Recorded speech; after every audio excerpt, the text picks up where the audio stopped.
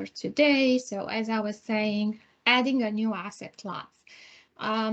This is probably one of the most complex additions that you might need to do in your master data in Nakisa, along with, let's say, adding a company code. And I am going to present this from both the master data perspective, but also from the user interface, from the front end perspective. However, for you in real life, this will be a conversation between different type of users, the ones that have master user type of role, and the ones that are lease administrator or accountants that will be performing the task.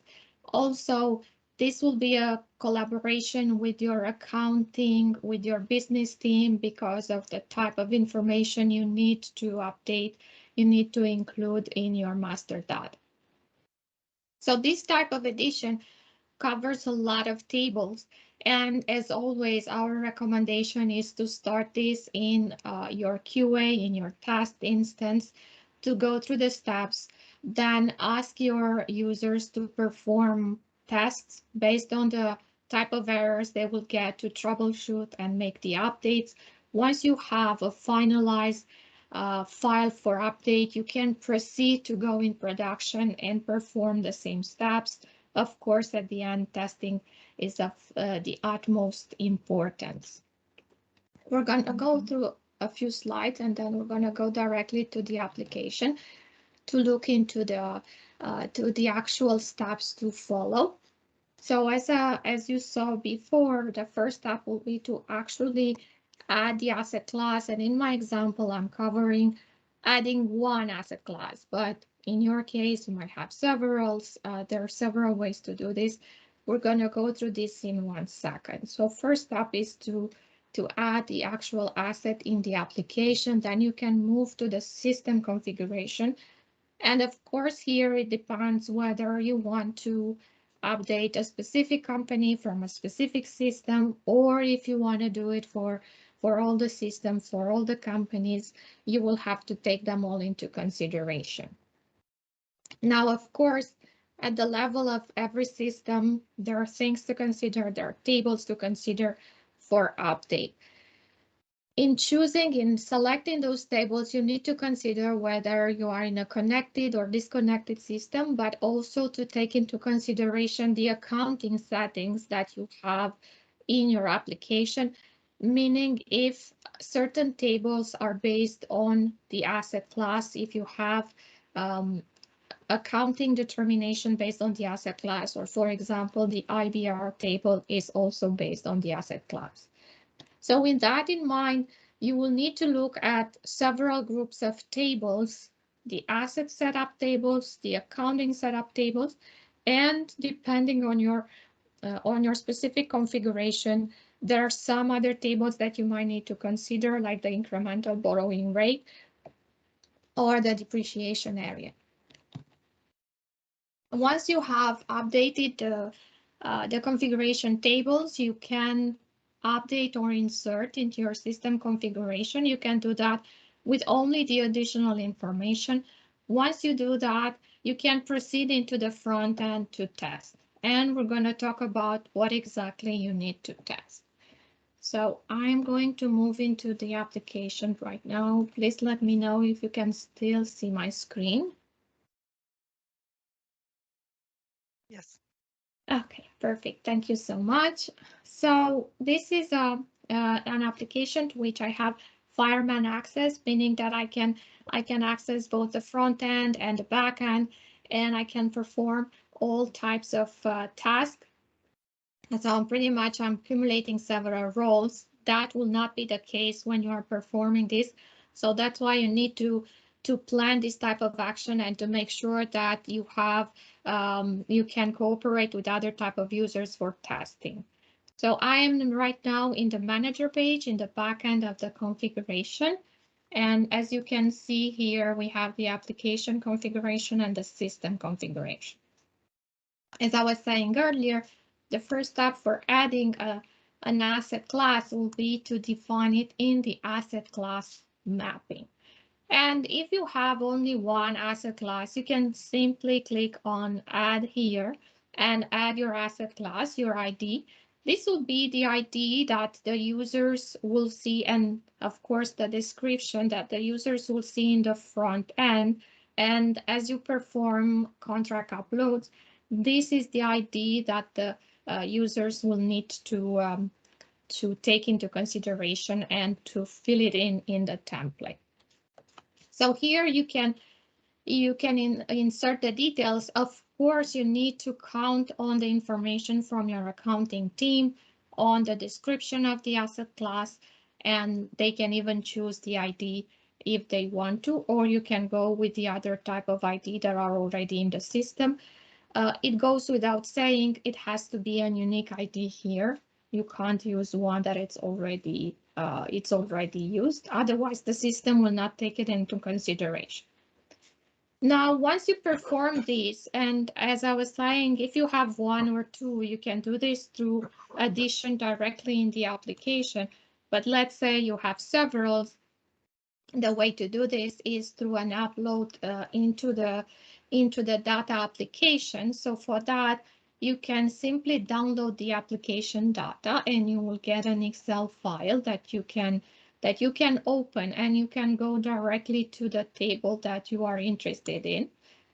The reason I'm recommending that you download all the configuration is because you need to make sure you're selecting the correct data. So you from here you can go to the asset table.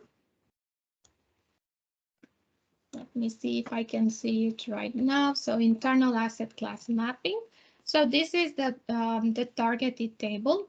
You can add your new information here, and from that you can simply save just this tab. You don't need to save the full configuration. Moreover, what you will need to upload will be just the additional information. Now, once you do that, you can come back here to the application configuration, and in the upload option, you have several choices. The one that we recommend is update or insert. So this way, your additional information will be entered into the application. Then once you do that, you can simply check that you see your additional asset class created in the application configuration. So once the application configuration has been taken care of, you can move to the system configuration. And here, once again, you need to take into consideration whether you want this asset class to be added to all the systems or to one particular company from one system. The process is exactly the same, so I'm going to walk you through the steps for one company within one particular system.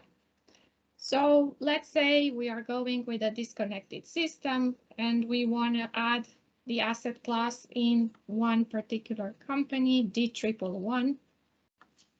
If you only have a few information to add, again, you can go directly to the tables and perform these steps manually. You might remember from the slide, as I was saying, there are several group of tables that you need to take into consideration. Is the asset setup table, then the accounting setup table, and you might want to take a look into the depreciation area currency, and you need to also consider the incremental borrowing rate. Now, if you're very used and very familiar with the table, this may work, but my recommendation is to go in a slightly different fashion through this. And again, what I recommend is to download the system data. Before you download the system data, please make sure that all the tables are selected. So in order to check that from your settings, from the master data export setting, look through the switches here, which are on and which are off, and make sure that everything that you want to have in the data export is there. In this particular case, I only have a few switches that are off, like the partner status, but this for sure will not have any influence on the asset class. The same as internal order and WBS. This is specific to SAP or the equipment category, but we can turn it on as well. What else? We can also have the equipment. Make sure that you save these changes, and then you can proceed back to the master data configuration to download the master data configuration. You can do that from this arrow pointing down, the one in green. So if you click on it, you will get in a few seconds, or it might take a bit longer. Your configuration have a large volume of data. You will get the data configuration file that has all the tables. Is everybody following me so far? Do you have any questions? We're fine, thank you. All right, thank you so much. Now looking at the system configuration that I downloaded, and as I was saying, I have all the tables here. The reason that I recommend this approach is that it gives you the chance, although it might be more, it might take more time to go through all the tables and decide which table do you need or not. And obviously, a lot of the tables, they're not related to the asset configuration or to the asset itself, but it's better to start large and narrow it down to the tables that you need to update. We get to the IBR, and as I was saying earlier, depending on your settings for the accounting determination, you might need to update this. And I'm going to go back to the application to show you in the settings, in the accounting settings. This is one of the things that you want to check as well. If the asset class has any influence on other table, accounting determination, non-lease account determination, asset account determination, or the IBR. In case any of these switches is on, you need to consider that these tables have to be updated as well. So you will continue this process through the system configuration and select and keep just the table that you need to update. Now I have here on the side a file that I prepared where I kept just the tables that are of interest. So for example, the IBR table. So if you need to define the IBR by asset class, this is how you need to fill in the information. One note here, it's very important that the IBR ID is unique. Make sure that you do that as you add it to your system. Of course, once you fill in the information, you can only keep the additional information. You don't need to re-upload all the old information. The chart of depreciation, in this case, I'm going to make use of what is already configured, but if you need to make any modification, this is where you need to do it. The asset transfer variant as well, you might not need to do it, but just make sure that you verify you cover it. The asset class. So here, absolutely, you need to add the information and you need to add it by company. And here, you notice that this is the asset class. It's slightly different from, not slightly, it is different from the one we define in the application configuration. Depending how your setup is made, some of you have the same ID in the internal and external asset class. Others have a different asset class. This is the type of asset class that you would have in your ERP, in your SAP modules. So this is something, again, that your accounting team, your users will provide you with. The description is the same as the one that we gave in the application configuration.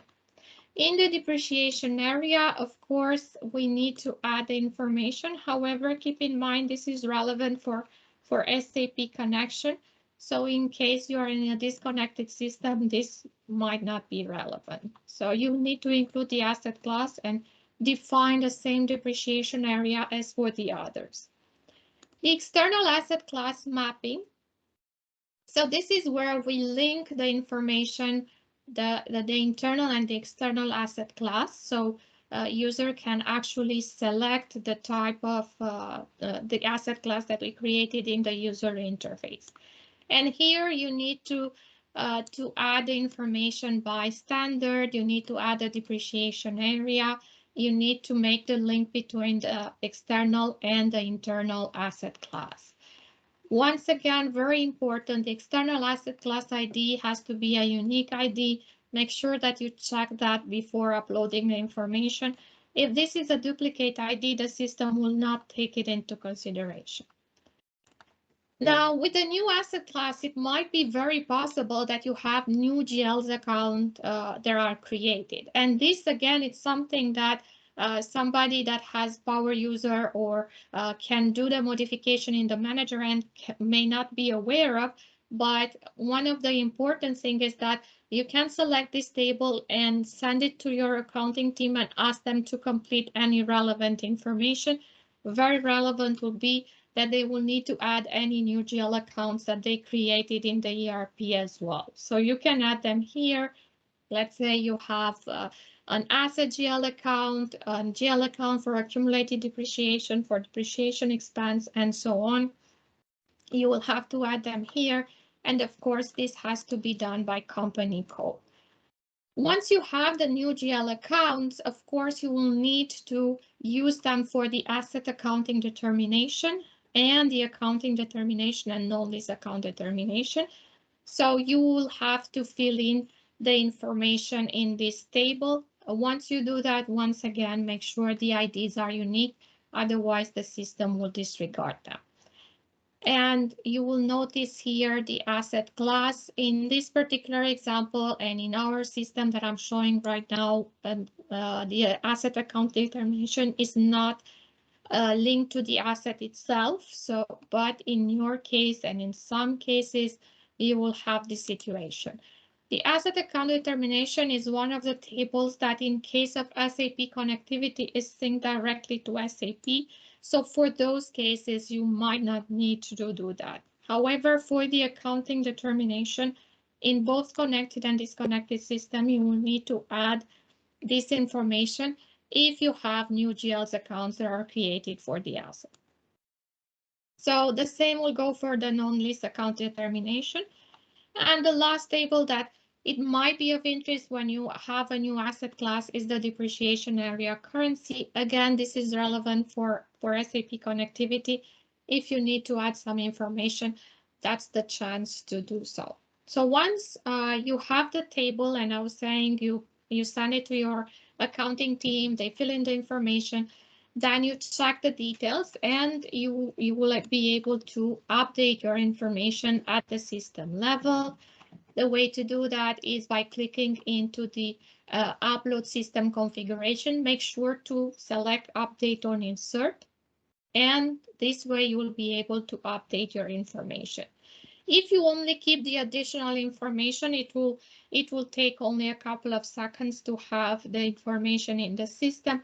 Then you can check, do a quick check in different tables to see if you can actually see the additional information. Once you do that and you save, you will need to refresh the user interface, and then you can ask your users, or if you have access yourself, you can go to, you can create a contract and try to see if you can actually see the new asset that you created. I have a contract here that is in defined status. And if I go to the list component level in the definition, this is where, first of all, I will see my asset class. I'm looking for the other PPE that I added, and I'm going to see, okay, I can actually select it. And I'm also checking that the useful life is in line with what has been configured. In this particular system, and in my particular instance, the useful life is editable, so I can overwrite, I can put something else here. Depending on how your configuration or your accounting policy is, it is highly probable that this won't be editable by the user. So you need to make sure that the useful life is the one from the configuration. So at this point, we know, yes, the user can actually select the asset class. So I can move on with the workflow approval process. And what I'm also interested in is can I actually activate a contract? And as I was saying, once you perform the upload, it's very important to test. And first, it's important to see, do I actually see the new asset class? We check that, it's okay. Now we want to make sure that we can actually activate, we see correct GL and the GLs that we selected for that asset class, and transactions are performed successfully. I'm going quickly to the steps because I just want to get to the activation step. I'm gonna select another things that you want to take into consideration. There are cases where you have different GLs depending on the standard and so on. So this is something that you might want to check once the contract is activated. So I'm gonna put the reception date so we can actually activate the contract. It was the 1st of January.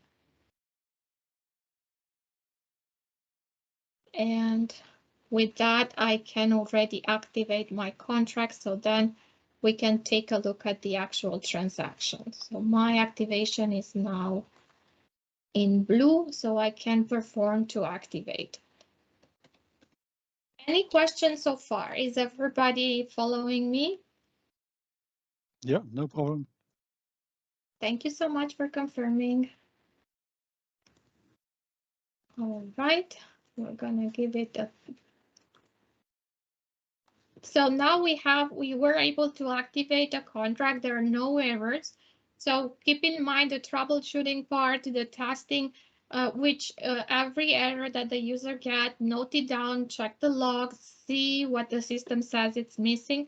As you are adding the asset class and you are affecting multiple tables, you might be missing some information. So now here I can see the transaction for the asset side has been posted. I can see the GLs, then same for the liability, and I can see for each of the standard. I can see my asset classes here. So I'm happy with the way the validation of the test has been done. So I can say, okay, I make my my update. Then I'm coming back to the file that I was using.